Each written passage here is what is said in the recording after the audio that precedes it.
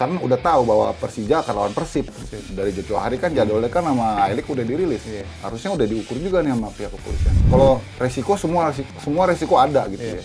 Lu kamar mandi jatuh aja resiko. Bener. Kan? Jadi itu yang sederhana gitu, apalagi di pertandingan sepak bola gitu.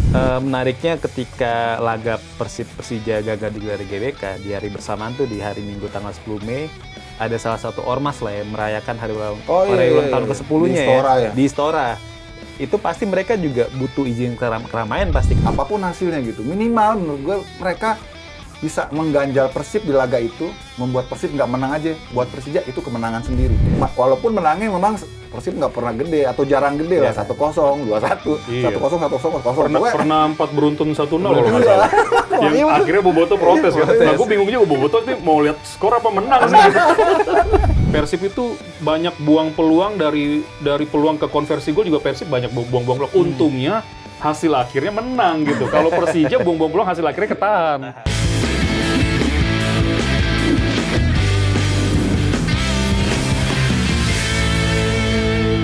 Oke, Gozeners, kembali lagi di Podcast Locker Room. Hari ini kita sudah kedatangan dua pandit yang sudah sangat familiar di mata para pecinta sepak bola tanah air. Yang pertama ada satu pandit yang sangat tajam nih ketika memberikan analisis, baik itu di channel YouTube-nya ataupun di layar kaca Anda. Siapa lagi kalau bukan Mas Edwin Setiadinata. Emang tajam ya? Tajam banget. Tajam apa tuh? Tajam silet. Pokoknya tuh kalau Mas Edwin udah ngupload soal klub tertentu nih, ya kita sebutnya Persib Mas ya. Wah, penonton langsung banyak biasanya. Iya, Kayak semuanya kalau itu. Gue coba Mas Edwin ya. Selain Mas Edwin juga ada, nah kalau ini nih senior banget nih, udah sering banget gue bahas kalau ini senior karena dari tahun 98 udah siaran. Jangan bilang senior, orang tua gitu aja. Tapi mukanya gini-gini aja. Iya, awet muda. Ini salah satu yang paling asik. Bener, awet muda banget. Dulu zaman gua magang, Mas Yuko udah jadi pemret. Iya, dari kapan tahu jadi pemret. Iya, Udah jangan ngomong masalah lalu. Nah itu, sosok itu adalah Mas Yusuf Kurniawan atau Mas Yuke. Sehat Mas Yuke? Sehat, alhamdulillah. Alhamdulillah. Ini nih, weekend ini akhirnya laga yang ditunggu-tunggu para pecinta sepak bola tanah air digelar ya. Yang mempertemukan Persija Jakarta melawan Persib Bandung. Nah cuma kan disayangkan laga ini gagal digelar di Jakarta. Akhirnya laga ini digelar di Samarinda, tepatnya di Stadion Segiri. Laga ini digelar di Segirian alasannya karena nggak keluar izin keramaian. Padahal di awal kepemimpinan Pak Erick Thohir PSSI nih, bilang katanya masalah izin keramaian tuh harusnya clear karena sudah kita urus, kata dia saat itu di awal musim. Nah tapi faktanya karena izin keramaian inilah akhirnya laga Persib versus Persija gagal digelar di Jakarta dan akhirnya dihelat di Samarinda. Nah kalau misalnya melihat kondisi ini Mas Edwin, kira-kira yang lalai siapa nih Mas Edwin? Sampai ini gue dulu ya? Iya, Mas lu orang baru soalnya. Kira-kira kenapa Mas Edwin? Kalau lu tadi singgung soal Pak ET sempat statement begitu ya. Kalau ini gue mundur sedikit ya. Sebenarnya udah mulai lebih rapi kan. Iya, sudah lebih pasti ya, Bro ya. Dari sejak 2 musim lalu itu sudah lebih fix gitu. Makanya karena kalau kompetisi itu yang backbone-nya itu sebenarnya jadwal. Jadwal, betul. Itu yang paling utama, jadwal. Kalau udah rapi, itu tim-tim bisa mempersiapkan diri dengan baik kan. Nah, karena mempersiapkan diri dengan baik, makanya level kompetitif musim ini tuh bagus banget gitu. Tapi ya udah sekarang kita fast forward maju soal dipindahnya venue. Yang menurut gua jadi salah satu masalah adalah selama kita masih ketergantungan terhadap izin keramaian, hal ini bisa terjadi, kapanpun bisa terjadi. Karena kita nggak pernah tahu ya, Bro ya, risiko perhitungan keamanan itu dari pihak kepolisian, indikatornya apa gitu. Apalagi kan sekarang sudah masuk di bulan-bulan yang isu politiknya juga cukup tinggi. Nah, gua nggak tahu apakah itu jadi salah satu pertimbangan juga, sehingga kalau hasilnya tidak memuaskan dari sisi tuan rumah bisa memicu sebuah kericuhan. Ini yang kadang-kadang gue nggak paham sampai di mana indikator perhitungan risikonya gitu. Paling dari gue itu aja, apakah memang sepak bola ini tetap harus dihitung sebagai sebuah acuan di izin keramaian atau sudah mulai bisa dipisah? Ini sudah harus dipikirkan matang-matang sih kalau menurut gue, karena di luar kayaknya nggak ada izin keramaian sih, dan diserahkan mungkin ke ada polisi yang bertugas. Rata-rata tuh mau setinggi apa intensitas pertandingan itu, potensinya ya, tapi tetap jalan-jalan aja gitu. Dan memang supporternya juga beda sama kita ya. Fanatisme sama, tapi dalam memandang sebuah kekalahan itu mereka nggak sampai terlalu vandalisme lah gitu maksud gua. Gimana Mas Yuke? Ya kalau dibilang kelalaian sebenarnya nggak ada yang lalai ya, karena semuanya udah dipersiapkan kan. Iya. Dari I-League-nya, terus dari panpelnya, karena jadwal itu kan udah di-lock dari jauh-jauh hari. Iya. Tapi somehow ya ini Indonesia kadang-kadang tuh begitu, nggak bisa nggak bisa dipastikan. Jadwal yang sudah ditata demikian baik, sudah direncanakan, tim-tim juga fokusnya main di GBK gitu kan. Iya, betul banget. Tadi menyambung katakan Edwin benar, maksudnya harusnya kalau nggak salah sebenarnya udah ada MOU ya antara PSSI sama kepolisian. Iya, itu dia. Ya untuk menjamin bahwa semua jadwal yang sudah disiapkan itu akan firm untuk dilaksanakan. Tapi ya situasi-situasi seperti ini tadi gue bilang, yang Indonesia itu sering sekali apa istilahnya ya, nggak bisa execute gitu loh. Karena isu-isu yang menurut gue agak klasik gitu ya, agak klasik.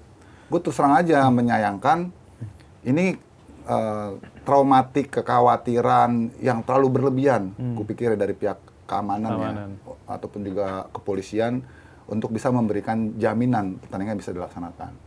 Karena udah tahu bahwa Persija akan lawan Persib. Dari jauh-jauh hari kan jadwalnya kan sama I-League udah dirilis. Harusnya udah diukur juga nih sama pihak kepolisian. Ini tiba-tiba H-3 udah press conference ternyata dipindahin. Menurut gua kan, loh ini gimana sih? Dan masih nggak ada supporter away padahal. Iya, padahal tetap kan aturan dari supporter away masih tetap berlaku gitu. Jadi harusnya pihak kepolisian ini, gue nggak tahu ya kalau resiko semua resiko ada gitu ya.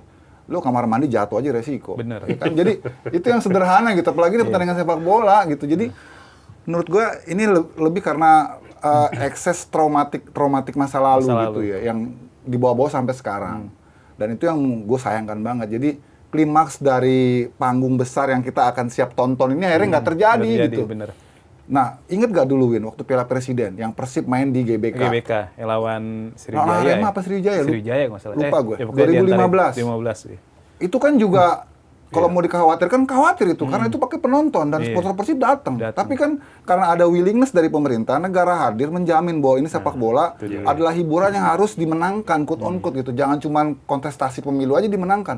Ini hiburan rakyat ketika situasi ekonomi kita sedang tidak baik-baik aja gitu. Orang susah, orang butuh rilis.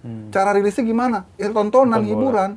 Itu yang harusnya jadi nilai plus untuk dimenangkan. Itu yang gue sayangin. Gue masih inget dulu waktu pas Piala Presiden itu kan dramatis juga itu. 2015 iring-iringan tuh di forader dari tol Cipularang terus kawal sampai terjadi pertandingan selesai gitu. Kalau setelahnya mungkin memang ada riak-riak kecil di luar, ya wajar lah. Kemarin juga waktu Arsenal lawan Atletico Madrid itu juga rusuh kok di luar juga. Tapi ya biasa aja gitu di atas ini nggak jadi berlebihan kemudian pertandingan ditunda gitu loh.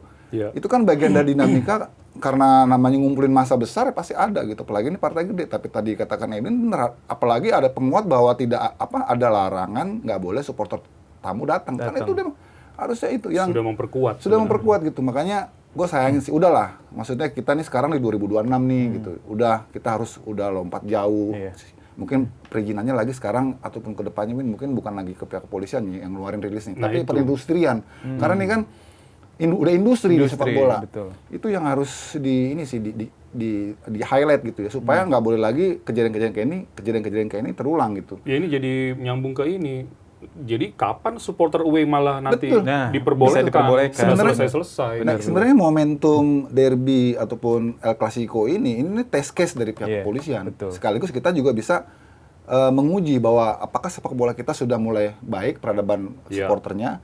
Kalau enggak kan kita terus dihantui oleh rasa khawatir yang nggak kunjung selesai gitu. Padahal kalau ini bisa dilewati oleh pihak kepolisian, itu udah jadi justifikasi, bisa nih kita. Dan mungkin berikutnya nanti ya udah supporter tamu bisa datang.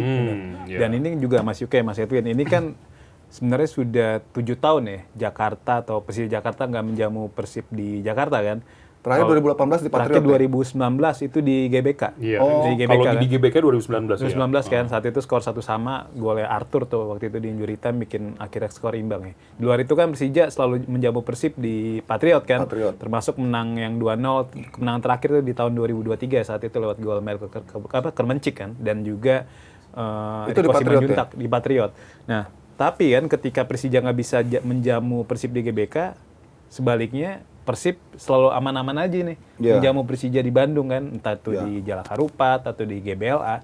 Ini faktornya apa sih Mas Edwin yang bikin ada pembeda gitu? Gua nggak tahu ya, mungkin karena ini polisi di bagian setempatnya ya yang memang ngerasa mungkin kalau di Bandung bisa dikontrol, bisa di apalah istilahnya, bisa awasin dengan sangat baik gitu. Apakah di Jakarta mungkin dianggap juga kota yang lebih besar. Kemudian tadi itu risiko-risikonya agak sedikit menurut gue dalam tanda kutip over untuk ketakutannya itu gitu ya. Jadi ya itu dia mungkin salah satu faktornya itu aja, karena dianggap mungkin berbeda di situasi di Bandungnya dan masih ada larangan supporter away gitu. Itu sih mungkin menurut gua. Dan itu juga sebetulnya kan dari kemarin kan sempat ngobrol juga ya sama ketua Viking ya. Mereka sebenarnya happy kalau main di sini. Jakarta. Bahkan mereka mengklarifikasi karena kan dianggap di sosmed Persibnya nggak mau main di Jakarta. Padahal mereka mempersiapkan, mereka sudah ngelihat latihan Persib untuk mempersiapkan mentalitas main di GBK sebenarnya gitu.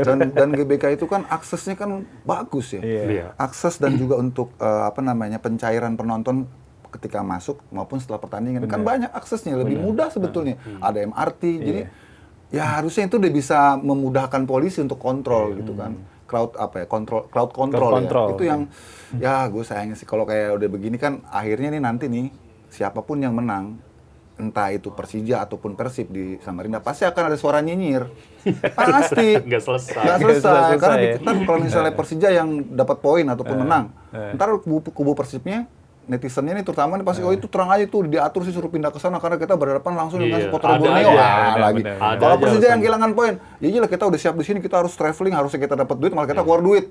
Terus di sana kita nggak punya penonton sendiri. Akhirnya bla bla bla. Jadi nggak kelar-kelar. Gitu kan jadinya akhirnya nggak kelar-kelar nih.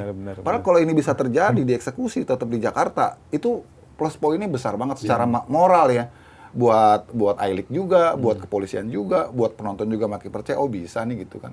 Itu yang gue pikir kajian-kajian itu ini gue nggak tahu tuh. Sangat disayangkan intinya ya, laga ini gagal Dan sayangnya juga begitu mau dipindah ke Jawa, pihak kepolisian di Jawa ini nggak berani juga ngambil pertandingan ini gitu. Artinya kalaupun digelar juga tanpa penonton kan, di Jepara sama di Surabaya. Itu Persija keberatan. Dan Bojan juga nggak mau kalau nggak tanpa penonton. Iya itu ngomong ke Bojan. Kata dia mau main di mana aja asalkan ada penonton. Nah ini kan akhirnya laga digelar dengan penonton di Samarinda ya. Ini kan banyak yang bilang Persija diuntungkan karena laga akhirnya digelar di kandang Borneo yang merupakan pesaing utamanya Persib. Pesaing utama Persib dalam berebutan gelar juara Super League. Dan ditambah lagi juga Borneo sebenarnya baru bermain lawan Bali itu di hari Senin kan. Di hari Senin jam 7 malam. Dan harapannya mungkin bagi Persija Jakarta berharap ya supporter Borneo bisa memadati stadion Segiri ya, memberikan dukungan kepada Persija sambil berharap akhirnya nanti Persib kalah gitu. Nah ini di sosmed udah rame tuh Bur. Pasti kan. Gimana Mas Dari fansnya Borneo udah siap katanya bikin pergerakan yang bisa datang ya datang gitu support, karena kalau Persija menang Borneo punya peluang kan untuk nyali Persib. Jadi point of view-nya memang plus minus sih. Bahkan gua kemarin juga sempat ngobrol bilang bahwa Persija sebenarnya secara nggak langsung beban itu sedikit aja berkurang karena pressure-nya nggak sebesar di Jakarta. Karena lu tahu kalau sampai misalnya babak pertama ketinggalan 1-0 gitu ya lawan Persib di GBK, itu babak kedua kan pasti mereka tekanannya besar banget. Kayak buru-buru pengen nyamain kedudukan gitu. Ini ranah agak teknis ya gitu. Tapi di Borneo gua rasa ya cuma itu sedikit juga memberikan keuntungan mungkin ke Persib karena juga tidak sebesar tekanan yang di GBK, mereka juga mungkin cenderung lebih lepas lagi mainnya. Jadi apapun masih bisa terjadi, masih sangat seru sih. Meskipun keuntungannya memang bisa jadi juga ke Borneo. Apapun hasil Klasiko ini, konstelasinya kemana-mana sebenarnya bro. Gitu. Jadi seru sih pertandingannya gitu. Efeknya terutama ya gitu. Yang jelas pertama yang paling dirugikan kalau urutan-urutan itu ya Persija. Karena dia harus away.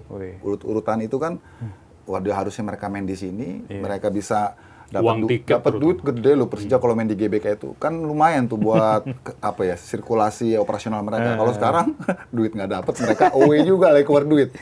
Itu yang terus yang kedua ya sisi-sisi itulah teori-teori konspirasi itu kan yang kita nggak bisa kontrol gitu kan, itu udah kemana-mana itu isu-isunya gitu. Dan kita nih sebenarnya media harusnya ngelurusin bahwa sebetulnya ini situasi yang di luar dari kontrol panitia, kontrolnya dari I-League, kontrolnya dari Panpel juga gitu. Jadi ya jangan kemudian jadi ketarik ke sentimen gitu ya. Oh ini karena ini ada faksi dari sini yang sehingga memungkinkan si ini akan juara seolah-olah kayak di set gitu loh. Iya. Itu janganlah gitu. Karena nih sebenarnya nyambung tadi Edwin katakan di awal bahwa ini kan atmosfer dari kompetisi Super League musim ini sangat bagus banget gitu ya. Ya 2 tahun terakhir lah ya. Sudah apalagi rapi sekali sebenarnya. sudah ada VAR apalagi udah mendukung dari sisi teknis di lapangan, kemudian juga penjadwalan dan segala macam.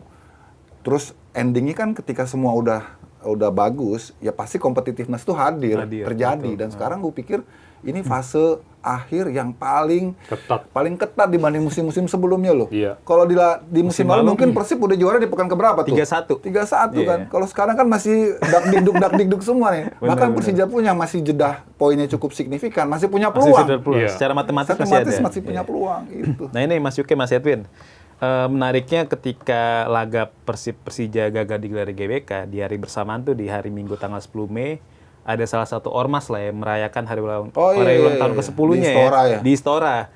Itu pasti mereka juga butuh izin keramaian pasti kan untuk menyelenggarakan HUT mereka itu. Betul. Nah ini gimana Mas Edwin memandang ini? Apakah memang pihak kepolisian tuh agak lunak ketimbang ormas daripada olahraga gitu? Lebih penting ormas kayaknya. Gua sih nggak mau nyerempet jurang lah ya. Nanti itu biar Yuki aja. Karena yang gua tahu adalah ya itu tadi yang dipakai kan bukan GBK. Apakah seharusnya polisi sudah bisa membedakan venue itu untuk bisa menjamin keamanannya? Menurut gua ya seharusnya bisa. Tapi kan ternyata enggak. Tapi kalau arah pertanyaan lu kenapa ini dikasih ini enggak? Nah itu biar Yuki aja.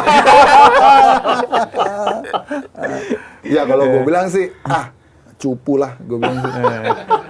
Kenapa ini dikasih, ini nggak dikasih gitu kan. Ini padahal justru kalau sepak bola kan lebih entertain ya, lebih hiburan ya. Eskalasinya memang besar, tapi kan itu kontennya itu bisa lebih mahal loh padahal ingredients-nya kan beda sama ini ormas gitu loh. Dan ormas kan ya Istora sebesar-besar Istora berapa 10.000 paling kan ya. Jadi mungkin pertimbangan mereka takutnya terjadi irisan. Jadi begitu pas ini selesai pertandingan, kalau hasilnya tidak sesuai dengan harapan tim tuan rumah, dia keluar, terjadilah ini eskalasi besar. Karena ini kan hari ini bareng ya. Bareng. Nah itu mungkin yang jadi antisipasi. Tapi lagi-lagi harusnya kan GBK udah tahu nih bahwa tanggal 10 udah ada jadwal dari I-League akan pertandingan Persib. Itu kan nggak mungkin dia panpel Persija nggak mungkin 40-50 ribu itu. Nggak, maksud gue nggak mungkin ngajuin jadwalnya itu baru kan, pasti udah lama. Dan ormas ini juga gue nggak tahu jadwalnya sejak kapan gitu kan. Apakah lebih dulu dia atau lebih dulu Persija gitu. Yang mengajukan ya. Tapi yang pasti menurut gue itu nggak boleh jadi alasan. Lagi-lagi nggak boleh jadi alasan.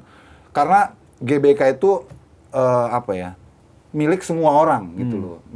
Tempat semua orang, semua masyarakat Indonesia karena ini ibu kota untuk berhak menggunakan itu gitu loh. Tinggal bagaimana setup untuk jadwalnya, terus mesnya seberapa besar dan segala sesuatunya untuk dipersiapkan gitu loh. Jadi nggak boleh dihindarin. Wah, kalau dihindarin repot nih. Betul. Nanti kalau di situ kalau ajang-ajang lain boleh kan akhirnya jadi sepak bola seperti seolah-olah kayak di nomor 2 pinggirkan gitu loh. Benar. Gitu sih. Mungkin intinya sebenarnya extra effort aja yang kayaknya nggak mau dilakukan ya. Iya.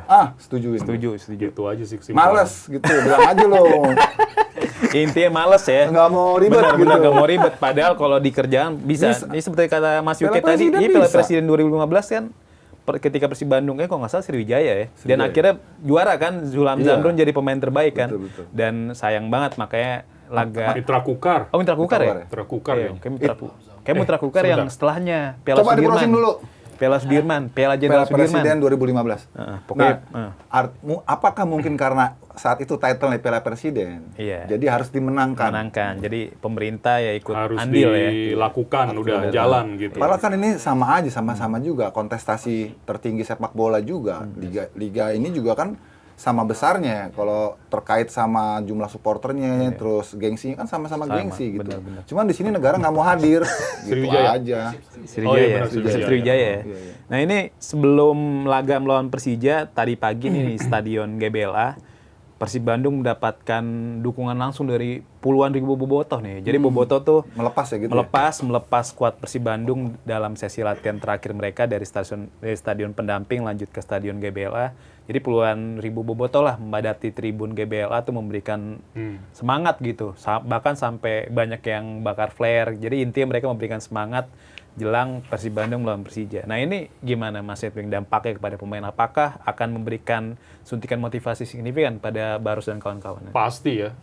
Itu hal yang positif sih menurut gua apa yang dilakukan oleh Bobotoh, dan mereka kan tahu bahwa ini adalah 3 pekan final match day gitu ya untuk Persib Bandung. Draw aja Borneo bisa menyalip kalau menang lawan Bali meskipun nggak mudah. Jadi maksud gue sekarang kalau bahasnya masuk ke ranah teknis, Persib masih punya peluang yang cukup besar sebenarnya. Apalagi ya itu tadi yang dipindahkan venue, dan tinggal bagaimana nanti di match itulah. Kalau di match itu sudah sangat ketat, 1-2 detail-detail kecil bisa menentukan hasil. Ya, sedari awal kan memang Bobotoh itu militan ya. Baik bermain di kandang maupun juga 1W, mereka pasti selalu hadir di setiap latihannya Persib. Dan apalagi ini sangat spesial, pertandingan yang sangat berbeda dan menentukan lawan rivalitas abadi mereka, ya pasti semua dukungan Bobotoh tumpah ruah lah di hari terakhir mereka melepas tim ini. Dan seperti tadi sempat disinggung bahwa Persib justru malah menurut gue lebih hidup, lebih terbakar gitu kalau ada penonton. Maka itu Bojan tahu persis kan, dia nggak mau kalau misalnya pertandingannya dipindah tapi tanpa penonton. Dia tahu kalau dengan penonton, entah itu menguntungkan dia atau tidak, karena penontonnya pasti bukan dari Persib kan. Betul. Cuman dilihat mentalitas pemain tuh akan terchallenge gitu kalau ada penonton. Dan kita juga terhibur juga nih. Ntar Edwin yang siaran juga kan, pasti kan rame tuh kan. Bagaimana ambience-nya segala macam, atmosfernya itu. Menurut gue emang sepak bola kalau nggak ada supporter ya sepi, kayak main di kuburan gitu. Benar. Itu kan rohnya kan penonton gitu kan. Nah makanya gue kira ini bagian yang pasti akan diupayakan oleh Persib dengan dukungan dari supporter ini. Mereka bawa bekal itu, energi itu untuk mereka jawab ya tuntutan dari Bobotoh ini supaya mereka bisa ambil kemenangan. Karena buat Persib itu bukan seri, menang. Harus menang. Karena kalau seri bahaya. Tapi buat Persija sebenarnya kalau tadi Edwin katakan, Persija secara psikis mereka mungkin tekanannya lebih sedikit karena nggak disaksikan lebih banyak penontonnya di kandang sendiri. Tapi menurut gua justru Persija itu punya beban juga. Kan kemarin Diki bilang ya bahwa Diki Sumarmo, ketua The Jack, kan dia bilang karena The Jack ini nggak bisa lagi melakukan apapun ya karena ini udah keputusan, tapi mereka menitipkan mandatory lo supaya bisa sebelum lawan Persis ya kalau nggak salah ya. Enggak, ini konteksnya setelah kejadian. Setelah kejadian, oke. Ini kan harapan dari The Jack ya, bahwa ya kita cuma nitip deh lu untuk mengobati kekecewaan kita, lu pulang bawa kemenangan. Jadi sebenarnya beban juga Persija gitu ya. Nah, itu yang gue lihat pertandingan ini jadi sangat menarik karena apapun yang terjadi di laga ini, itu akan ada yang kehilangan poin kan. Nah, itu kan menentukan rute ke depannya. Apapun hasilnya ya. Finish akhirnya kan. Tapi kalau buat Persija sebenarnya menurut gue, mereka udah nothing tulus. Karena Persija adalah tim yang paling berat sebenarnya untuk ngintip peluang jadi juara. Yang paling dekat ke garis finish kan Borneo sama Persib. Jadi kalau Persija bisa mainnya lebih lepas gitu ya, mungkin mereka bisa lebih optimal gitu. Apapun hasilnya gitu. Minimal menurut gue mereka bisa mengganjal Persib di laga itu, membuat Persib nggak menang aja. Buat Persija itu kemenangan sendiri. Kan Persija pasti kan pengennya Persib nggak juara kan? Ya kan pasti sama juga kan, Persib juga maunya Persija nggak juara. Tapi kan sekarang probability-nya kan Persib yang paling besar juaranya. Jadi Persija yang paling logis dilakukan adalah bagaimana menghentikan supaya bukan Persib yang juara. Ya caranya harus menang. Nggak boleh kalah. Karena kalau hasilnya imbang aja katakan. Ini kalau misalnya objektif ya, 50-50 misalnya kan, hasil imbang. Buat Persib itu kekalahan karena hilang 2 poin. Dan di saat sehari kemudian kan Borneo main di Bali. Bali kan performanya lagi jelek. Lawan Madura kalah gitu. Dan Bali memang angin-anginan gitu loh. Kadang bagus, kadang nggak bagus. Nggak bagusnya juga lawannya enggak gitu kalahnya. Madura. Terus di sisi lain Borneo kan sedang pick to pick tuh, tok.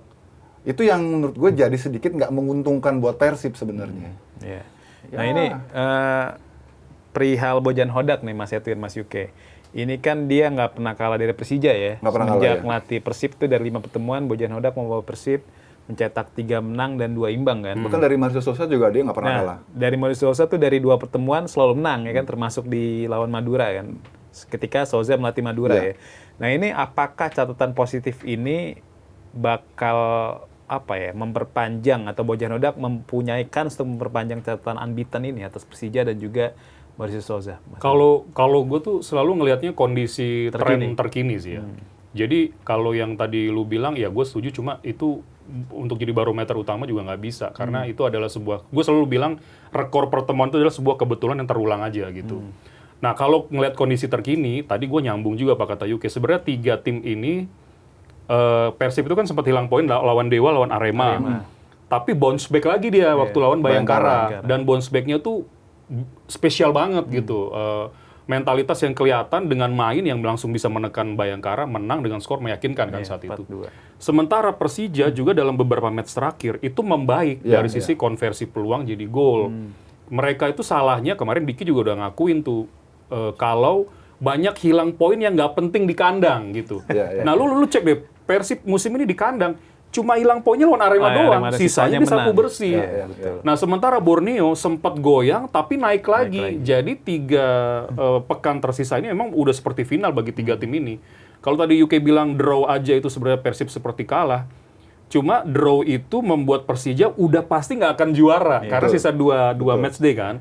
Jadi posisi mereka udah 7 poin gitu ketinggalan. Makanya maksud gue ini sebuah perang pertandingan yang namanya jangan bikin salah deh.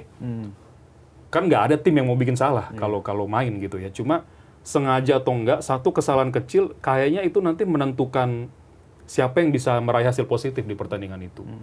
Jadi maksud gue Persija jangan buang-buang peluang aja. Sementara Persib itu defense counternya bahaya banget. Bagus banget. Lu lihat deh, Persib ini musim ini sangat berbeda dibanding 2 musim lalu waktu mereka back to back ya. Mereka udah by system sekarang. Berginio, Beckham itu udah bisa jadi kayak fullback juga turun bro, kalau lu lihat itu. Gila udah ada di situ. Kadang gua kalau siaran gitu ya, wah Berginio beda banget dibanding waktu main sama Borneo. Gitu, yang dia cuma nunggu di depan, setengah ke depan gitu. Sekarang kalau begitu dibuang boyan menurut gua. Makanya itu yang harus benar-benar dipikirkan oleh tim kepelatihan Persija, gimana membongkar compactness-nya Persib yang memang transisi bertahannya bagus banget musim ini. Ya tadi menyambung tadi dikatakan Bur soal Bojan nih, bagaimana menyikapi situasi ini ya, dimana dia kan punya rekor yang bagus lawan Persija, bagus lawan Maurizio Souza gitu kan. Tapi tadi Edwin katakan ya setiap pertandingan itu berbeda, nggak bisa disamakan. Nah dari sisi kedalaman squad ya gue harus akui Persib lebih mumpuni dibanding Persija gitu ya. Bahwa kekinian mereka dua-duanya sedang dalam performa yang bagus, iya. Tapi di lapangan itu sisi kualitatif itu menentukan. Ketika 2 tim yang bertanding dengan dua filosofi yang berbeda, maka kualitatif individu per individu itu sangat menentukan dari sistem of play-nya masing-masing tim. Nah kalau ngelihat dari pertandingan terakhir misalnya Persib ngalahin PSIM, itu ball posisinya jauh banget, PSIM kontrol. Dipegang PSIM. Makanya gue bilang jauh banget. Tapi shoot on effort ataupun jumlah tembakannya itu Persib lebih dominan, 16 berbanding 3 apa gue bilang. Artinya kan mereka tim yang sangat efektif, sangat efisien dalam memainkan sistem defense counter lah istilahnya gitu, atau sistem yang lebih pragmatis. Karena mereka memang tadi dikatakan Edwin, semua sekarang kerja gitu loh. Strikernya juga harus kerja untuk bantu bertahan juga. Flanknya mereka juga ketika tanpa bola mereka turun juga. Dan itu sekarang jadi warna kentalnya Persib kan. Alih-alih mereka dengan kekuatan individu yang sangat bagus, skillnya gitu, bermain lebih terbuka, lebih atraktif, mereka malah bermainnya defensif. Itu kan jadi anomali ya. Tapi kan yang dihitung oleh supporter kan hasil akhirnya gitu kan. Yang penting lu menang gitu kan. Walaupun menangnya memang Persib nggak pernah gede atau jarang gede lah, 1-0, 2-1, 1-0, 1-0. Pernah 4 beruntun 1-0 kalau nggak salah. Yang akhirnya Boboto protes kan. Nah, gue bingung juga Boboto sih mau lihat skor apa menang sih. Nah, gue rasa cara itu juga akan dilakukan oleh Bojanovic di pertandingan besok. Karena sebenarnya masing-masing pelatih ini udah saling tahu lah kartunya masing-masing, game plan-nya masing-masing. Kalau Persib mainin skema kayak gini, mainin komposisi main kayak gini, maka Persija akan merespon dengan kayak begini. Gitu. Sebaliknya juga begitu. Jadi tinggal bagaimana situasional in-game management-nya aja. Terus respon dari situasi yang berjalan aja itu menjadi sangat penting. Dan Persija lagi-lagi Tadi di samping mereka banyak kehilangan poin yang harusnya mereka bisa ambil, juga mereka tuh lebih temperamen itu yang kadang-kadang membuat mereka banyak rugi gitu loh. Karena mereka nggak bisa kontrol. Mungkin ya barangkali ini. Karena mayoritas pemain-pemain asing Persija ini baru pertama kali ini main musim ini. Indonesia. Iya. Jadi mungkin di negaranya mereka kultur yang ekspresif, agresif biasa mungkin. Tapi kalau di kita kan jadi nggak biasa. Nggak biasa, gitu. betul. Sementara Bojan dan sebagian pemain Persib yang udah punya pengalaman menghadapi situasi partai-partai penting, mereka udah terlatih tuh, teruji Udah bisa tuh. nahan Iya, emosi dengan gitu. gayanya Beckham yang tengil-tengil Nah, gitu kan, itu itu tuh. kan Nggak cuma nahan, kadang mancing. Mancing iya, gitu dia, bener. itu biasa kan. Bener, Kayak misalnya bener. kita nonton Madrid tempo dulu lah, zamannya Sergio Ramos. Itu kan pasti ada tawur itu kan di lapangan kan. Tapi itu kan bagian dari apa ya? Drama-drama, pertandingan betul banget. big match gitu, dan setelah itu ya udah normal lagi gitu. Iya. Ini bicara ketengilan Beckham, Mas Yuke, Mas Edwin. Ini kan setiap laga El Clasico Beckham selalu jadi sorotan lah ya. Dan bahkan kemarin dia kelar lawan PSM tuh bilang, ya gue sih berharap bisa laga digelar di GBK Iya, supaya dia mau gue bisa selebrasi. selebrasi di sana. Gitu. Iya. Itu rame banget. Terus juga di pertemuan utama dia mencetak gol kan, mencetak gol kemenangan Persib kan di GBLA. Dan sebelumnya juga ketika Persija menjamu Persib di musim lalu kan Beckham yang bikin selebrasi gold itu kan. Iya, Dan iya, akhirnya iya. dapat hukuman Iya, 75 juta. Iya. Nah itu kan pokoknya Beckham selalu jadi sorotan lah. Dan maksudnya terlepas dari aksi-aksi dia juga, maksudnya secara aksi di lapangan juga bagus gitu kan. Dan terbukti lewat gol-gol yang dia bikin. Nah ini kira-kira kans Beckham untuk unjuk aksi di match nanti gimana? Oh, besar banget, karena salah satu pemain kemarin sempat ngobrol juga gua sama ketua Viking dan ketua The Jack soal Beckham. Jadi mereka tuh kan sebenarnya dari dulu udah punya icon-icon ya bro, kayak BP di Persija, Ismet, yang menurut mereka sebenarnya muncul laginya tuh belum ada sekarang. Yang figur yang kuat ya, yang menggantikan mereka dan belum ada. lokal gitu ya, lokal asli. Sementara Beckham perbedaannya adalah selain lagi naik daun dan memang anak Bandung Anak asli Bandung banget, gitu. iya, Jadi iya. memang udah pujaannya tuh benar-benar komplit lah, paket komplit gitu. Nggak yang dari luar daerah lama memperkuat terus jadi icon, nggak begitu. Dia kan murni dari asli dari Bandung. Kalau di pertandingan ini sih gua rasa mental dia sudah membaik ya sejak dia sering diledek dalam tanda kutip di sosmed. Dia buktikan itu waktu dia nyetak gol di timnas senior. Itu kayaknya bounce back mentality-nya udah kembali lagi dan dia lebih pede sekarang. Tinggal bagaimana efektivitas Beckham kalau dapat peluang aja sih. Ini tipikal pemain sayap salah satu yang modern menurut gua, karena ya itu Inverted kita winger tahu dia. inverted itu kan kaki yang kuat di kanan taruh kiri, Wrong foot ya. wrong foot, sering cutting inside. Itu gaya khas Beckham deh. Tinggal cuma masalahnya lawannya Tubarau yang kencang juga gitu. Jadi kemarin tuh kita sempat sebut head to head tiap lini dan nggak akan mudah deh buat Persib di pertandingan ini. Kalaupun bisa raih poin maksimal, lagi-lagi menurut gua pasti ada kesalahan detail-detail kecil yang nggak diperhatikan Persija. Itu aja. Jadi kalau lu tanya Beckham seperti potensinya besar untuk membuat perbedaan selama kesalahan itu, detail-detail kecil itu agak terlupakan. Tapi kalau Persija bisa manage itu, berat juga buat Beckham sebenarnya. Ya, ini apa namanya? Boleh dibilang ini hipotesa gue ya. Jadi alih-alih Beckham dimainin duluan, better dimainin babak kedua. Jadi biar tuh Barol dikuras dulu tuh. Bisa jadi. Sama si Firmino atau sama William Barros, ya. ya. kan? Soalnya kan kita tahu Persib tuh yang punya tim yang punya endurance bagus ya. Banyak sekali gol-gol mereka di babak kedua akhir. Betul. Ketika lawan kadang nggak ketebak gitu. Iya. Boya mau nurunin siapa juga nggak ketebak. ketahuan. kadang. yang Mainnya bakal kadang bagus lawan ini. udah capek gitu ya. Karena itu tadi kedalaman skuadnya Persib itu mumpuni. Jadi siapapun yang masuk, tiba-tiba Salih Ramdhani masuk, Iya. terus ya kan Beckham masuk Iya. gitu ya. Selalu mereka punya opsi gitu loh untuk tetap menjaga kualitas di babak kedua dengan pemain yang berbeda. Jadi energinya tetap sama gitu lah. Itu yang nggak semua tim punya gitu. Even itu Persija gitu. Persija kan praktis hanya mengandalkan pemain utamanya ya Brazil ini kan. Iya. Sampai misalnya mereka harus mengorbanin Eduardo kiper itu untuk supaya outfield player Brazilnya itu tetap bisa maksimal. main, iya. Akhirnya si Andri Tani yang dimainin kan gitu. Nah, kemarin Andri Tani cedera, masuklah Cyrus, Cyrus. iya. Begini-begini. Dan bola kemana-mana gitu. Iya, ya. benar-benar. Karena makanya tadi hipotesa gue itu mungkin lebih works buat Persib kalau Beckham main babak kedua, karena saat mungkin Tubaronya udah mulai agak turun karena harus ngeladenin permainan yang lebih militan, karena William juga agak tengil juga sebenarnya Iya, kan. betul. itu bisa lebih punya impact buat Persib. Apalagi kalau hasilnya misalnya babak pertama masih 0-0 gitu. Iya. Kan dia butuh pemain-pemain yang punya perbedaan. Beckham itu kan pemain salah satunya yang punya perbedaan. Yang bisa membuat game changer itu kan Beckham kan. Cuman tadi dikatakan Edwin, Beckham itu memang persoalannya dia bukan finisher. Clinical dia agak sedikit persentasenya kurang.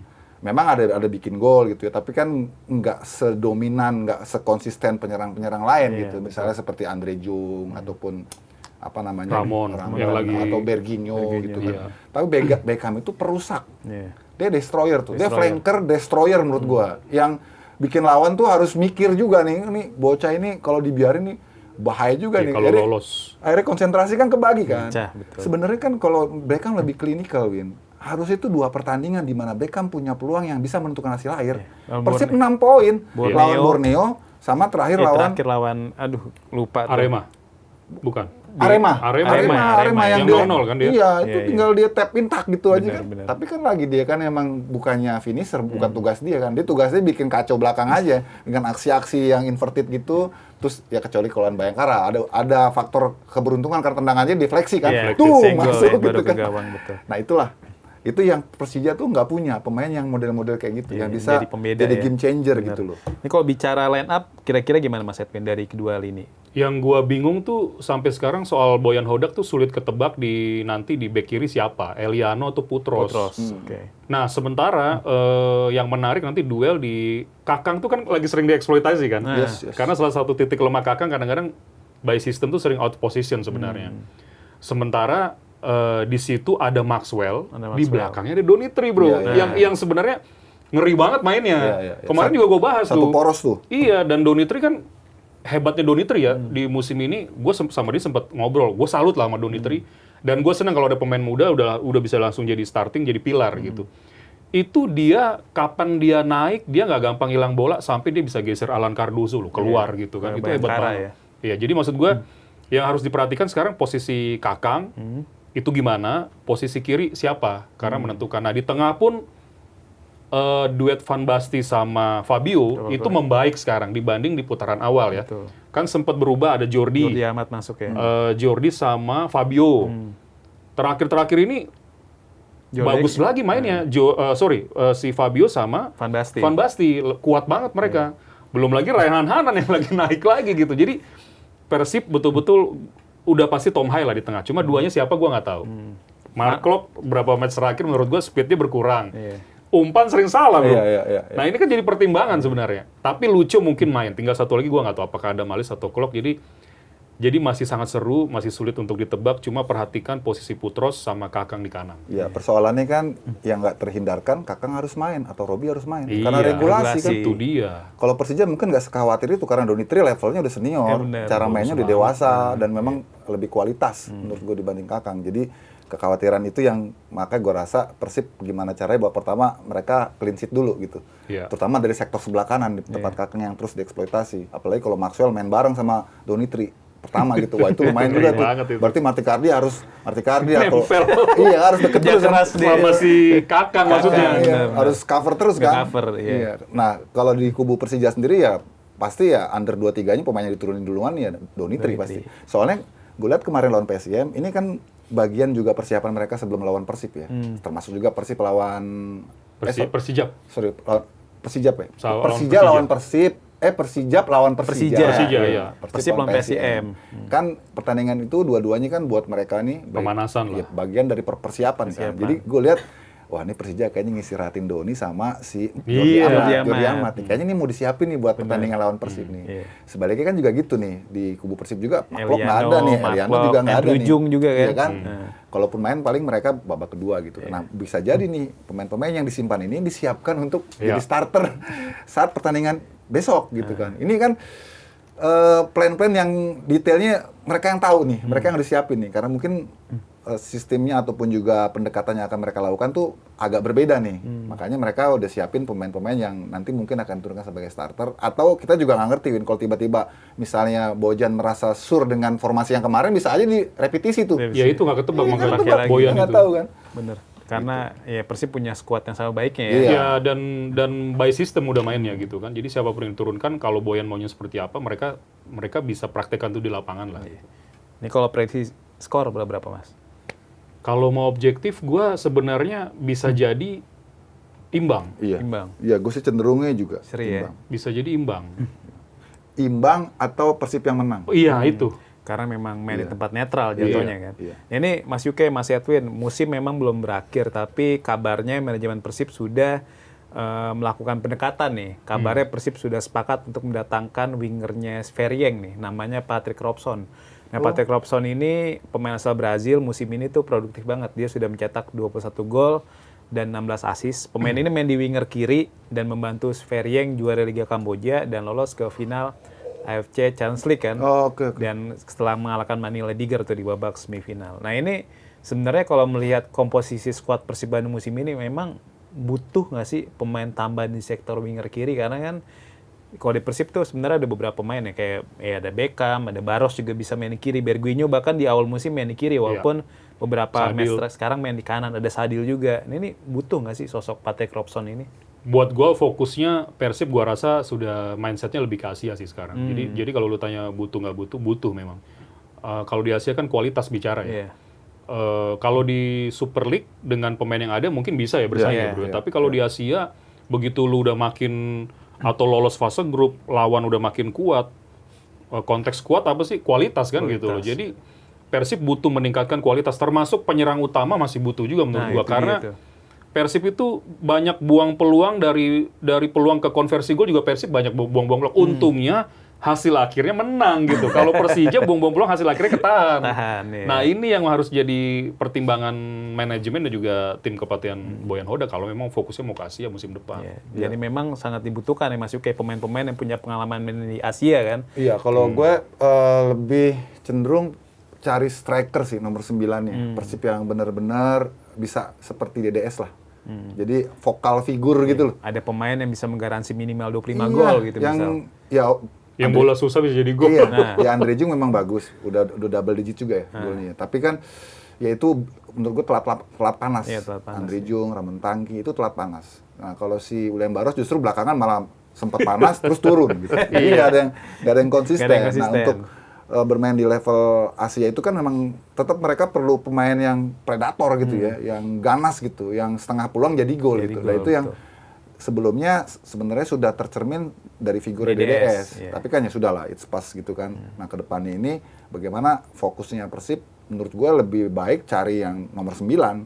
Walaupun nanti sih ketika dalam permainan bisa aja di switch. Iya, Kan iya. bisa aja 9 jadi nomor 9 bisa jadi juga nomor 7 dan Iya. jadi nomor 11 11 gitu ya. Cuman tetap sih kayak misalnya di Inggris ya. Haaland itu kalau nggak cedera atau nggak terhalang main, ini pasti dia nomor 9, Pasti main main terus sih. starter Ah, kan. betul. Kayak Harry Kane juga, kalau dia nggak cedera atau dia nggak akumulasi pasti main terus. Karena memang tetap masih perlu kadang-kadang ya di era sekarang walaupun sepak bola udah lebih dinamis, nggak harus nomor 9 itu jadi tujuan, tapi tetap kita perlu nomor 9 Iya. supaya opsi-opsi di depan tuh banyak gitu. Kalau di Persib ini kan walaupun 9 yang sering macet, tapi ini lini keduanya kan produktif. Bahkan Iya. lini ketiganya, back-backnya, Barba itu Back terproduktif kan? terproduktif 5 gitu gol loh. ya. Iya, dan nah mereka-mereka ini yang kadang-kadang jadi frontliner gitu loh. Ketika ini depannya macet, ini mereka yang justru yang ngeduluin Iya, gitu. ngeduluin, Jadi akhirnya betul. cair baru tuh, Iya. baru bikin gol ini. Itu yang sistem yang tadi Edwin katakan jalan di Persib. Iya, gitu. ini Cuma di bicara- Asia nggak bisa begini terus. Iya, nggak bisa. Lu Butuh butuh pemain 9 pembeda yang ya tadi gue bilang bola susah bisa jadi Jadi gol. gol. Nah, ini rumornya Persib katanya mau datengin striker timnas Irak tuh, Ayman Hussein. Itu boleh juga Nah, itu tuh. gimana tuh Mas? Itu bagus ya, Bro. Kalau apa Persia tuh gue jamin lah ya. Kuat-kuat bro, strength-nya juga bagus gitu. Rizky Ridho di Piala Asia mental ditabrak dia kan? Iya, militansinya itu oke Iya. lah. Pokoknya kan si Putros lihat aja tuh. Nah, Irak tuh gila Si tuh. siapa Iya, yang temennya timnas yang Irak. gelandang Thailand tuh yang dibikin sama dia tunggang langgeng tuh pas uji coba tuh. Iya. Iya. Lupa gue. Itu kan kelihatan dia punya karakter ya. Fighter. Fighter bagus. Memang kalau di Asia tuh memang harus nakal-nakal, strikernya harus nakal juga, jangan polos-polos juga. Andre Jung kan agak polos ya, dia mah Polos. emang tipikalnya kan finisher stylish gitu ya. Ramon Tangki ya juga. badannya Badan bagus, tapi ya. kadang-kadang finishingnya juga macet Iya. gitu ya. Nah kita perlu memang striker yang kayak model gitu. Pokoknya kalau Persia gue jamin lah. Persia gitu. Oke, ya, ini Hussein bangsa ya. Persia nih, bukan Asia lagi. nih. Sedikit stepnya di atas Di dari atas. Asia. Kalau ini gimana Mas? Ini kan ada Ole Romeni nih. Ole Romeni klubnya baru degradasi ya. Oxford United dari Liga 2 ke Liga 3 Inggris. Dan terbaru juga di bio Instagramnya sebelum dia nulis Oxford, dihapus nih. Oh, berarti udah selesai ya? Nah, itu kira-kira ya? gimana kira-kira? Karena juga di Emang Oxford, kalau klub lama dihapus suka dikait-kait kan. nah, itu dia kan. Dan ditambah lagi kan sebenarnya Ole sempat dikaitin sama Persib kemarin di bursa transfer musim dingin ya. Cuma Ole menolak karena memang mau berjuang di Oxford. Tapi sebenarnya di Oxford pun Ole kayaknya kesulitan dapat menit tampil kan. Iya, Kalaupun main paling cuma 15 menit, bahkan nggak masuk DSP. Nah, ini apakah dia waktunya pindah ke Super League atau mencoba pengalaman baru nih Kalau di lu Eropa? tanya apakah sudah waktunya pindah, menurut gua kalau dia masih bisa fight aja dulu. Tapi kalau Persib berhasil dapat, which is good juga buat Persib. Iya. Sebagai sebuah opsi ya. Nanti tinggal kita tunggu kepastiannya gimana. Karena secara style of play sih oke juga nomor 9 Bagus dia. banget mainnya dia. Oke, kalau kita lihat timnas kemarin bagaimana dia cara buka ruang, bahkan sempat John Herman dia kasih instruksi untuk lebih ke bawah. Bisa juga. Ini kan menyangkut intelijensi ya, tactical understanding pemain kan penting juga gitu. Nanti tunggu aja. Tapi itu yang gue jawab. Kalau apakah sudah waktunya? Ya masih muda belum. Fight aja dulu. Tapi kalau nggak dapat, yang berisiko nggak dapat jam main, sehingga impact-nya bisa nggak kepanggil ke timnas, terus Persib dapat, which is good juga nggak masalah. Iya. Ya, oke juga sih, oleh sih kalau untuk buat opsi ya. Tapi kalau untuk dia sebagai striker petarung, ini bukan tipikalnya striker petarung gitu. Kemarin sama John Hetman dicoba nomor 10 bagus. Oke. Tapi kan kalau Persib mah gelandangnya udah bagus-bagus semua itu. Nah kalau tadi lu kasih opsi, oke Aiman Hussein atau Romeni ya, kita pilih Hussein. Hussein ya. Gitu. Kuat banget itu Kuat striker. banget, Ini selain penyerang juga, tadi sebenarnya ada winger Patrick Robson, selain Patrick Robson juga ada, Itu Patrick Robson tuh pernah ditaruh nomor 9, gue pernah lihat. oh pernah, Jadi kadang kalau pemain winger cepat taruh 9, dia kan suka buka-buka ruang gitu. Tarik-tarik lawan ya. Iya, oke juga. Oke Cuma juga, kalau lu ketemu back-back yang sangar-sangar, gitu. postur besar ya butuh yang model Aiman kayak Hussein. Hussein, benar-benar. Ini selain penyerang juga Persib sempat kabarnya mengincar Musa Sidibe kan. Bojan Hodak belak-belakan tuh bilang di awal musim ini dia pengen datengin Musa Sidibe dari JDT, tapi nggak dilepas kan. Akhirnya Sidibe malah dilepas ke Bayangkara di bulan Januari.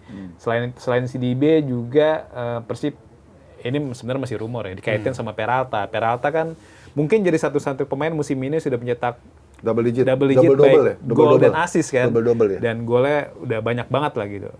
Kalau memang melihat komposisi skuad Persib musim ini dan juga ambisi tampil di Asia, maksudnya melaju jauh di Asia lah setelah kemarin 16 besar, pasti Persib kan di musim depan kalau nanti juara Super League pasti pengen Lebih di lagi. ACL 2 lebih lagi, entah itu seperempat final atau semifinal.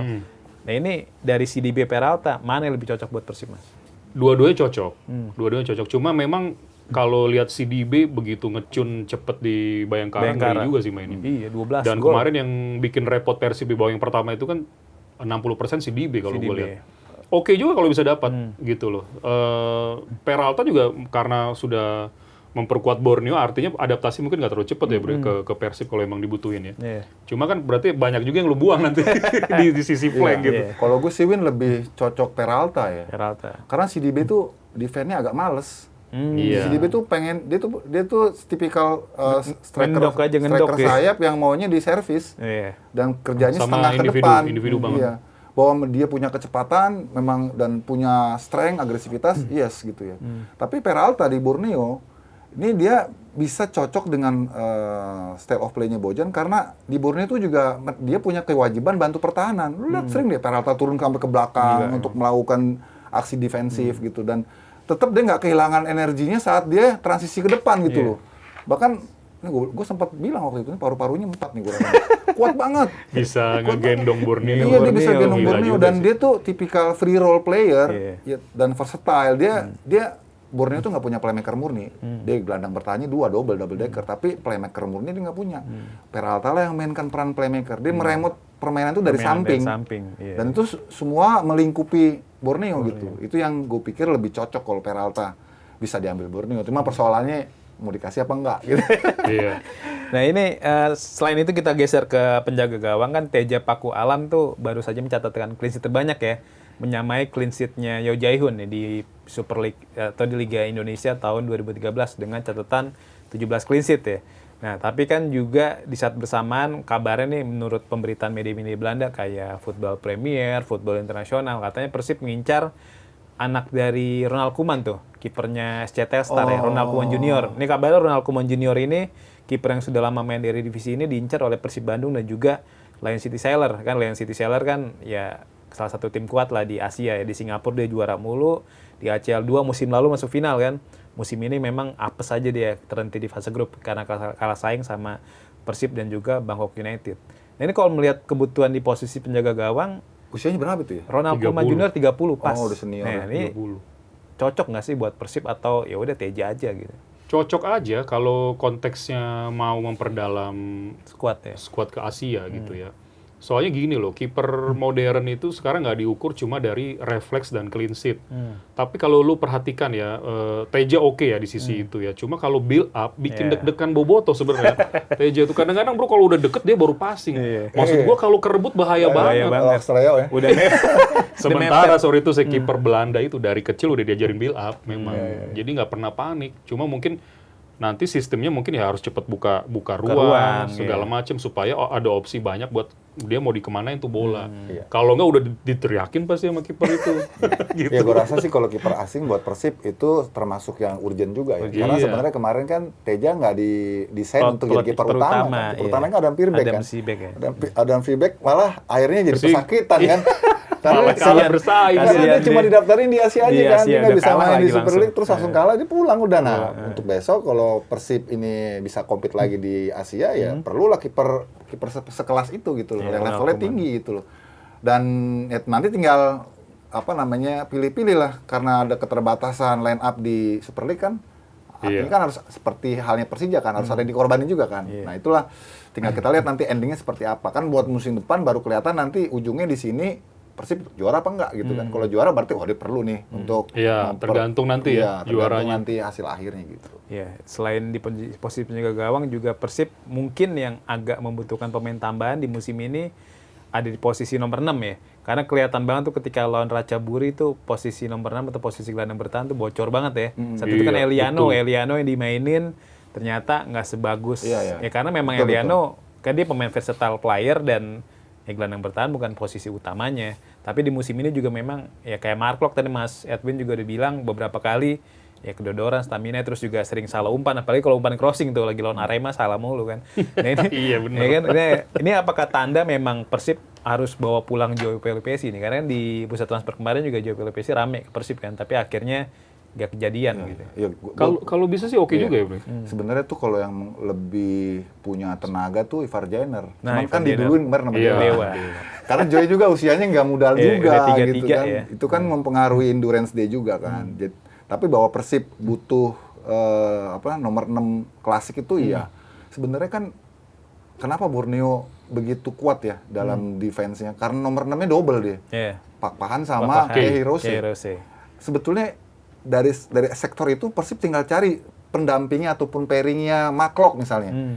Kalau yang nomor 10-nya udah Tom Hai aja. Jadi yang dua ini nih, kalau sekarang kan hybrid nih ya, kadang-kadang ada Malis ya, kadang-kadang Lucho juga di situ. Jadi nggak ada yang spesialis nomor 6 ganda gitu kan. Padahal kalau untuk bermain di level yang lebih tinggi, dia perlu gelandang yang memang kuat untuk tempur di tengah. Dan itu nggak bisa sendirian. Maklok nggak bisa sendirian. Bocor deh, makanya harus ada gelandang yang tipikalnya sama. Kalau formasinya misalnya jadi 4-2-3-1 kan bisa itu kan. Benar. Atau ya kalau 4-3-3 mungkin beda lagi dimensinya. Persib ini sekarang pakainya 4-3-3 ya. 4-3-3. Itu mungkin jadi akhirnya dia nggak punya dua gelandang, nggak pakai dua gelandang bertahan. Beda sama Borneo kan. Borneo kan pakai dua gelandang bertahan. Prakteknya bisa 4-1-2-3 iya, gitu. Betul. Nah, itu yang gue pikir sih memang perlu apalagi kalau Persib model mainnya sama kayak musim ini ya, defense counter kan perlu gelandang yang kuat gitu. Yang ngerebut bola ya. Makanya kita lihat nanti bagaimana langkah Persib Bandung di bursa transfer musim panas. Harapannya pemain-pemain didatengin bisa membantu Persib ya melaju jauh di Asia ya. Karena kalau melihat kondisi sekarang ya Persib seminimal mungkin runner up lah ya. Kalau runner up kan main di AFC Challenge League ya, di playoff kayak Dewa kemarin. Kayak Dewa musim lalu. Nah, ini kita bergeser dari Super League ke Timnas Indonesia, Mas Yuke, Mas Edwin. Hari Sabtu nanti tanggal 9 Mei akan digelar drawing Piala Asia 2027. Timnas Indonesia ditempatkan di pot 4 ya bersama beberapa negara seperti Kirgistan, terus juga Lebanon atau Yaman, terus juga ada Korea Utara dan juga Singapura dan sedih gue sih. Dan lain-lain gitu. Kita lihat pot 4 mulu dari dulu. Padahal transformasi timnasnya udah lama ya, udah 2 tahunan ya. Peringkatnya segitu-gitu aja. Kita di bawah Thailand sama Vietnam. Hitungannya ini ya. Bingung gue juga. Berapa lama sih? Nggak ngerti kan? Poin itunya berapa lama? Kalau dilihat dari terakhir kan kita harusnya minimal pot 2 gitu. Iya, kalau rating koefisien ngikutin UEFA kan 5 tahun ya. Iya. Ya kalau kita nunggu 5 tahun mah keburu tua nih benar. pemain-pemain kita ini. Makanya, jadi kalau penentuan pot drawing itu kan dari ranking FIFA kan. Iya, iya, Kayak kita Indonesia masih di peringkat 122 dunia, makanya peringkatnya masih bawah. Sedangkan yang negara-negara yang seharusnya bisa kita kalahin kayak Vietnam, Thailand, Palestina itu di atas pot 100 3, ya. pot 3 kan. Mereka Vietnam 99, Thailand 93, iya. terus China 94. Nah, itu kan sebenarnya kalau secara kualitas ya masih Kita bisa kita compete. bisa compete Iya, lah. iya. Dan media-media Vietnam juga mereka nggak mau segrup sama timnas Indonesia nantinya. Ya kita doain segrup. Iya, ketemu lagi. mudah-mudahan. Piala Asia. Piala Asia kemarin ya kalah 1-0 mereka kan. Nah ini idealnya Indonesia segrup sama siapa Mas? Wah, ya Harapannya? kalau pot 4 sih idealnya ya kita berharap-harap aja. Tapi kalau udah ketemu pot 1, pot 2 ya susah ngindarin. Iya. Sekarang pot 1 tuh ya ada Jepang, Korea. Iran, Korea, Iya, Australia, Australia, Uzbekistan. Iya, Ini Uzbek ngeri gila. juga nih Uzbekistan. Jadi kalau mau kita berharap gitu ya, kita karena kita pot 4, kita berharap pot 3-nya tuh ketemu Asia Tenggara. Vietnam atau Thailand. Jadi nanti duel hidup Iya, nanti iya, Udah mati di situ. incer poinnya Iya, juga di iya. situ. Tiga terbaik minimal kita kan ya. dulu lolos 16 besar Piala Asia 2023. 2023 main 2024. Itu kan karena kita Iya. ngalahin Vietnam kan. Nah, Vietnam 1-0. Jadi untuk bisa buat batu lompatan target Hetman tercapai, kita harapin tuh nanti di pot 3-nya kita ketemunya kalau nggak Thailand Vietnam. Vietnam. Kalau pot 2, pot 1 udahlah. Tapi Lepas pot aja 2 deh. Qatar masih bisa Ah, menurut masih gua. bisa. Qatar masih oke kalau Tapi kita bisa kayak sama pot Qatar. 2 kayak benar-benar kuat tuh kayak Irak Yordania doang deh. Iya. Kayaknya. Iya, Oman masih bisa Oman Kita bisa. lebih cocok lawan ketemu grupnya Yordan loh. Kita pernah menang lawan Yordania kan. Masa Mas? Iya. Enggak. Waktu Piala Asia itu kita yang U23. Iya, beda. Ini Kalau ini senior. Yordan yang kemarin lolos Piala Dunia ya. Lolos Berat dunia. juga. Ngeri itu. Iya, bener kuat banget Jordan. Gue malah berharap jangan sama Uzbekistan juga. Ngeri loh Uzbekistan. Iya, pot Kuat 1 ngeri, banget. kuat banget. Pokoknya harapannya semoga pot 1 mungkin Australia masih bisa lah Iya, ya. kita masih Australia Iya. atau Arab Saudi juga Ya, oke. Arab Arab Saudi. Saudi oke, kita Saudi udah oke. sempat sempat nahan ya kan. menang juga di GBK. Dan kemarin juga ya kalah apes aja tuh yang kalah 3-2 kan. Iya, Ya betul. di bulan Oktober. Kalau Mas Edwin gimana kira-kira? Ya prediksi Mas Edwin lah. Kalau Bisa lolos nggak kita gitu pot ya? 1 enggak prediksi Grupnya. grup dulu. Kalau prediksi susah. Kalau harapan, gue harapan. pengennya Arab Saudi, Hah? terus mungkin Oman atau Qatar, Oman tuh, Oman Oman Kevin, lebih enak. ya kan? Oman, terus Vietnam, Iya. Vietnam. Oke, amin. rame. Amin, Jadi John amin. Hetman juga, wah ini nih Ya, gitu. enak lah ya. Wah, sumringah jadi dia Gue turnamen. setuju sih sama Edwin sih. Namanya Gitu ya. harapan yang kita harapan cari yang lebih empuk gitu. Iya, benar-benar. walaupun tiba-tiba pas lihat, aduh dia lagi. Ya, karena Tiba-tiba kalau- Jepang. Benar, karena kalau Indonesia finish amit-amit peringkat 3 terbaik dan itu bukan gak mungkin di 16 besar lawannya Ya udah pasti. Jepang. Kita kemarin lawan Australia. Australia kan 4-0 ya. 4-0 dibantai. Makanya kalau bisa ya kita harapkan Runner bisa up. runner up. Kalau runner up ya nanti lawannya bisa peringkat 3 terbaik Iya. atau ya seminimalnya runner up grup sebelah. Kan kalau kayak Jepang kalau nggak lagi kepleset nggak mungkin runner up lah. Kalau nggak kepleset ya. Kan kayak Iran tuh memang kuat-kuat banget kan. Nah, tapi ini selain kita menunggu hasil drawing juga beberapa bulan lalu tuh ketika lagi FIFA MSD Maret, John Hetman ketika presentasi tuh di belakangnya dia tuh ada bacaan Semifinal. targetnya semifinal. Oh ya? Piala Asia ada ini 2027, background-nya. iya. Sebenarnya berat sih. Itu Iya. realistis nggak sih, Mas? Ya itu gue rasa sih target personalnya dia ya. Kalau target resminya dari PSSI mungkin lu minimal Lolos aja dulu. 16 besar minimal ya? menyamai dengan ya, Torrehan capaian yang sebelumnya. Sintayong kan ya. Itu kan artinya masuk perempat final kan. Kalau itu sangat realistis, tapi kalau semifinal tuh agak ambisius juga sih ya. Walaupun kita nggak boleh nutup namanya sepak bola kan, Iya. semoga aja Apapun bisa terjadi. dan semoga aja ini memang akan jadi tantangan buat John Hetman menyiapkan tim ini dengan target personalnya dia. Dan itu akan tergambar nanti dalam FIFA Matchday bulan Juni tuh. Iya. Itu kan bagian dari rangkaian persiapan kan. Terus nanti di AFF juga? AFF juga ada. ASEAN. FIFA Cup ya. September Oktober ya.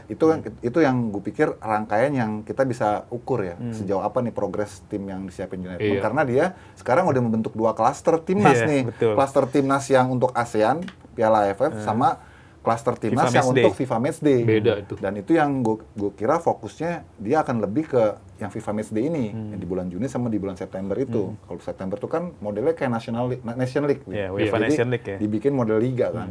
Nah itu yang kita baru bisa lihat nih sejauh apa progresnya. Karena disitulah pemain-pemain Ebrodnya bisa main kan. Kalau besok di AFF nih Juli Agustus susah kan. Iya, nggak Udah bisa itu nggak usah lah. dihitung lah. Jadi memang sekarang fokus kita udah lebih ke Asia sih. Walaupun masih banyak orang yang tetaplah itu penting harus dimenangkan, kita nggak pernah menang soalnya dia, ya udahlah. Itu silakan Ya lu hidup. menang syukur, enggak juga. Ya udahlah gitu kan. Jangan dihajar Iya, gitu. karena di situ juga kalaupun kita juara pun juga nggak nambah peringkat juga kan. Sementara kalau di FIFA Matchday ini atau yang kalender FIFA ini kita harus menangkan gitu programnya, terus hasilnya, cara mainnya supaya kita punya keyakinan kita bisa compete nih. Kayak targetnya masuk akal nih gitu misalnya. Itu sih yang mudah-mudahan nanti tambahan lagi tuh pemain-pemain diaspora baru gitu kan. Ini yang mau gue bahas nih penting banget. Jadi netizen ini juga harus terbuka gitu ya pemahaman soal logika sepak bolanya. Karena zaman STY itu memang pemain naturalisasi kita lagi di top perform, bro. Harus diakuin itu. Kalau sekarang banyak yang menurun sebenarnya, kan itu terbukti dari nggak dapat tempat di Eropa dan ada beberapa yang main di sini. Iya, Super League ya. yang balik ya. Jadi jangan disamain.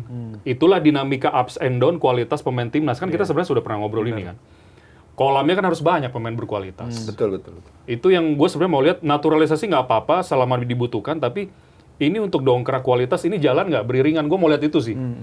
Jadi jangan selalu perbandingannya kacamata kuda, di sini kita bisa lolos, kenapa di sini nggak? Mereka nggak lihat tuh bahwa kondisi kualitas pemainnya agak menurun. Makin ke sini. Kalau di negara maju kan kolam kualitas pemainnya banyak. Besar. Yang menurun tinggal dicoret aja, bro. Dia panggil yang lagi on fire, walaupun capsnya masih 0 misalnya di timnas. Iya kan? Iya. Ini loh dinamika ini harus dipahami oleh netizen gitu. Ya, juga gini Win, kalau menurut gue dengan target ambisius PSSI untuk bisa tetap ngorbit di level tinggi Asia itu, kita sambil nunggu ini berprogres di bagian bawah ini ya untuk mereka develop dan bisa Ya ini kan lama pasti kan. bisa harus siap, tetap harus nyiapin opsi-opsi diaspora lainnya gitu supaya diaspora yang sekarang existing juga Terpacu lah. terpacu.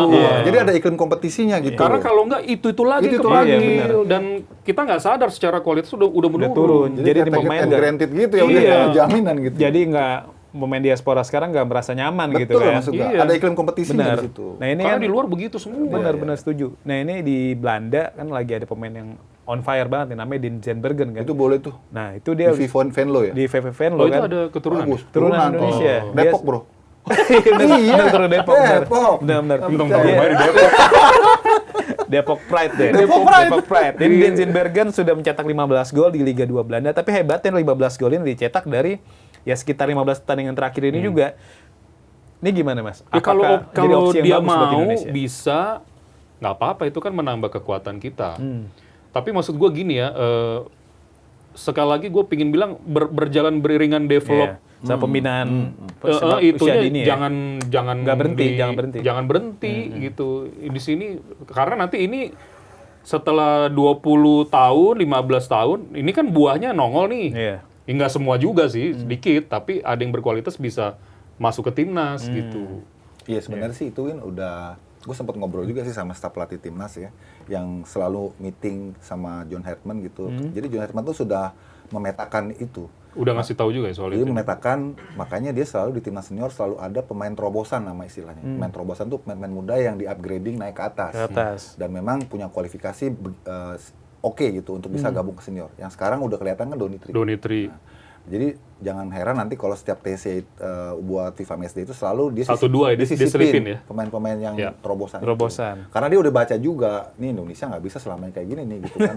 Kalau cuma ngambil main diaspora aja lama-lama habis nih. Habis, betul. Terus nunggu bahwa proses diaspora berikutnya kan belum tentu Yes. juga mudah gitu Betul. kan. Jadi Itulah yang gue harus, suka dari John Hartman. harusnya bareng gitu. Nah, itu mudah-mudahan aja. Karena dia kan juga pengalaman waktu di Kanada kan juga dia nanganin pemain-pemain diaspora juga kan, kayak Jonathan David, Alfonso Davies. Alfonso Davies. Nah, itu yang gue rasa dilihat ada kesamaan kultural juga di sini gitu. Selain pemain diaspora juga yang lagi rame itu wacana menaturalisasi pemain yang main di Super League. Kan jadi Jordi Wehrman. Jordi Wehrman, terus juga Ciro Alves, Ciro Alves, DDS. dan DDS kan udah mengajukan kan ke imigrasi setempat lah di Ternate kan. Terus juga nih lagi rame TC Marukawa nih. Oh ya? Sebenarnya TC Marukawa eligible doang, tapi Eligible. belum ada keinginan Oke. kalau dia ingin dinaturalisasi. Karena kan Marukawa udah 5 tahun kan di Oh, iya. Indonesia. Karena kan kalau sesuai aturan tuh ya bisa selama itu 5 tahun berturut-turut atau 10 tahun tidak berturut-turut bisa dinaturalisasi. Dan tahun depan tuh Mesidoro 5 tahun. Ini kalau Mas Yuke, Mas Eutin melihat fenomena ini, ya sebenarnya dibalik ke 10 tahun, belasan tahun ke belakang kan ketika PSSI menaturalisasi Gonzales, terus juga ya kayak Victor Ibonevo, Ibonevo, terus Greg Nopolo, Nopolo, ya. terus Iya, Berto sama- Gonçalves, Back Persebaya itu siapa? Otavio Dutra. Dutra. Tapi kan waktu itu hasilnya Kurang. ya sama aja kan, maksudnya nggak mendongkrak timnas. Ini kalau melihat fenomena ini gimana Mas? Nggak Setuju nggak? apa-apa, selama kualitasnya memang mumpuni. Kalau gue sih kualitas sama, ya tolonglah umur juga dilihat gitu. Iya. Dia usia prime sih sebenarnya. Kalau Messi kalau Doro, Marukawa ya. Taisei itu usia prime. Kalau Messi Doro, gue masih oke. Wah, itu mah Bagus. tukang jahit tuh di Bagus tengah ya tuh. mainnya ya. Tukang obras, Win. Jadi dia jahit semua Jahit tuh. semua, Termasuk udah. Jordi Werman juga masih muda kan, 27. Iya, kan. Jordi Alba masih oke. 25, Tapi 26 kalau ya kayaknya Dede Siro udah Ya udah lah. prime-nya udah lewat lah ya. 36 Dia ke atas kayaknya gitu. udah menyiapkan karir setelah pensiun kayaknya. Makanya dia pengen di Indonesia. Indonesia, Kayaknya dia bisa benar. jadi pelatih, bisa Benar, jadi benar. benar. Iya. Kalau mau bisnis gampang juga, udah jadi WNI gitu Iya, kan. dan klub kan jadi ada opsi, oh ini bukan Ada pemain pemain asing asing, gitu. benar, Kadang-kadang benar. begitu juga tuh Iya, tujuan iya. naturalisasi. Iya benar, tujuannya Dia emang gitu. datangin pemain asing baru gitu ya. Untuk menyiasati Kuota. regulasi. Iya, kuotanya. Untuk musim depan masih 11 pemain asing kan? Kayaknya masih dia belum ada Tapi perubahan. non U23 ya kayaknya. Iya, iya. Kayaknya iya. non U23-nya dihapusin udah ya? dihapus Iya, ya. iya. Jadi ya 11 pemain asing tetap ya. Iya. Oke, nanti kita lihatlah regulasi untuk musim depan dan juga siapa yang nanti jadi juara Super League ya, masuk ya Iya, Mas Edwin. betul. Masih Pokoknya seru. nanti Masih masih seru, makanya ya kemungkinan mungkin penentuan juara terjadi di pekan ke-34. Bisa jadi. Bisa jadi. Bisa jadi ya. Jadi Bisa harus jadi. siapin 3 piala replika tuh. Gua dengar official broadcast-nya bingung. Closing ceremony-nya di mana?